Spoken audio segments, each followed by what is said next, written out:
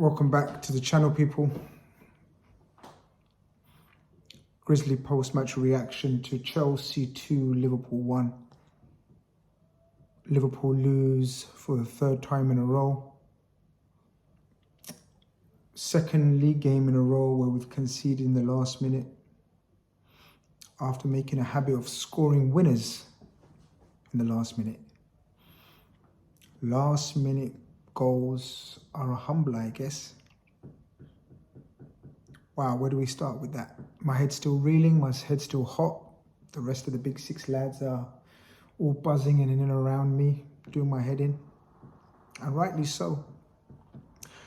Rightly so. That was a very difficult watch from a Liverpool point of view, I'm not going to lie. Going into this game, Chelsea were fully affected with so many injuries. Probably their third, fourth, fifth choice centre-backs playing. No Cole Palmer. Our selection, to me, didn't make sense, but I guess everyone else understood the selection. I didn't understand the inclusion of McAllister.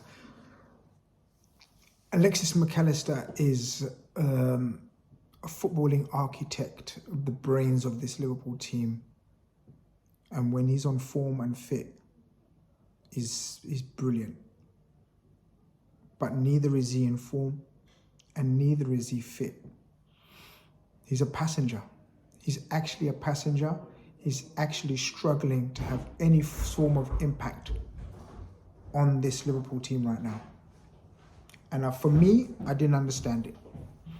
But listen, if people were talking about, oh, Slot has to revert back to the system and Slot has to revert back to the formation that he understands in midfield, then fair enough, I get it. I get it. Isak had to start because Ekitike picked up a slight injury. So the rest of the team selection was fine. But from the very first minute, I thought that first 45 minutes, Chelsea outworked us, outfought us, outpressed us. The energy levels from them was out of this world. It's usually what we do at our best. When we're at our best, that's what we do to other teams, suffocate. We had to work so hard to string 6, 7 passes together. So hard. And what that meant was by the time we worked our way into sort of in and around the penalty box or in and around their half, we were tired. We were knackered. Our forwards were tired with working. Oh, I don't know, man. That was a hard watch. They take the lead with I don't think there's much to blame. Again, if I say McAllister, people are going to say, oh, Chris has got an agenda against McAllister now. I told you a lot about McAllister about a month ago. And there was uproar about McAllister. No, how can you dismiss McAllister? Have you watched, fast forward to 1 month, and have you seen Alexis McAllister? He sold himself down the river. You don't do that in the midfield. You stand your ground. Caicedo was able to sidestep him, and then what a goal. What a magnificent goal. Alisson, Mamadashvili, even both of them win the goal, wouldn't have saved that. It's a 1 in a million strike. Sensational strike. Fair play to them. They deserved it. We didn't show nothing. But the frustrating part is, even without playing well, we created 3 opportunities. Kirkes finds himself in the penalty box. Why he didn't shoot, I have no idea. Totally lost composure. Played a blind pass when he should have played in Salah or take a shot on target. Gakpo pulls it back to Szoboszlai, who needs to score. In fact, he even had time to touch. He even had time to touch the ball and control it and then put it in. But, you know, hits it straight at the defender, or the defender blocks it, whichever way you want to look at it. And then Salah, the only thing he done in the 97 minutes he was on the pitch was that outside of the boot, Trivela pass to Isak, who could have done better. It wasn't an easy chance, but, you know. I don't know if you could hear them laughing. They were laughing, having a party, ordered food and all sorts, man. It's party atmosphere in the big 6 studios. Second half, I thought we made the changes that I would have made. Conor Bradley, so out of form, it's unbelievable. Was already in a yellow. Szoboszlai goes back to right back, and Wirtz comes on. Wirtz, with his first touch, does an absolute ridiculous flick to Salah, who's has to score. Salah has to score, man. Salah has to score. There's no ifs and buts about it. Slices it totally, completely out of form, Salah. And then we get the goal.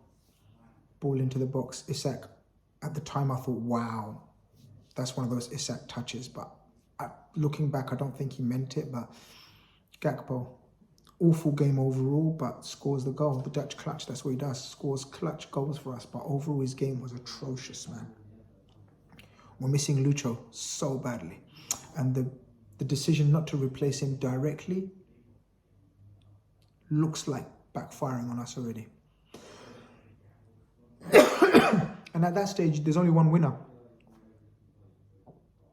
At that stage, if you're a neutral watching that game with their defenders falling by the wayside, they ended up with Hato and Reece James as centre-backs. There's only one winner.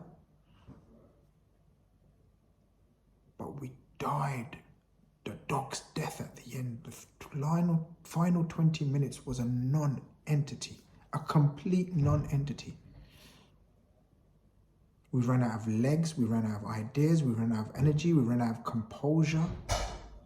It was the worst 20 minutes I have seen under Slot. It was embarrassing last 20 minutes. They bring on youngsters in Gittins and Esteval and Gehi, whatever his name is up front, Goyu, or whatever, how do you pronounce his name, forgive me.